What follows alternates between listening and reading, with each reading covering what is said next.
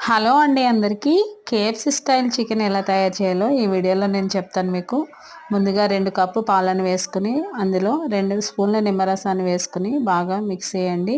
తర్వాత ఉప్పు, కారం, ధనియాల పొడి, గరం మసాలాలు, మస్టర్డ్ పేస్ట్, ఒక ఎగ్గు వేసి బాగా మిక్స్ చేయండి. తర్వాత దానిలోనే బోన్లెస్ చికెన్ వేసేసి కొంచెంసేపు నానబెట్టండి. తర్వాత 2 కప్పుల మైదా, 1 కప్పు కార్న్‌ఫ్లోర్, ఉప్పు, గరం మసాలాలు అన్నీ వేసి చికెన్ పీసెస్ని తీసుకుని పిండి మిశ్రమంలో వేసి పిండి బాగా పట్టేటట్టు బాగా కలిపి పెట్టుకోవాలి. అలా 2-3 టైమ్స్ చేయండి. తర్వాత వీటిని పక్కన పెట్టుకొని ఆయిల్ హీట్ చేసుకోవాలి. ఆయిల్ హీట్ అయిన తర్వాత ఈ ఆయిల్లో మనం పక్కన పెట్టుకునేటువంటి చికెన్ పీసెస్ని వేసి బాగా డీప్ ఫ్రై చేయండి.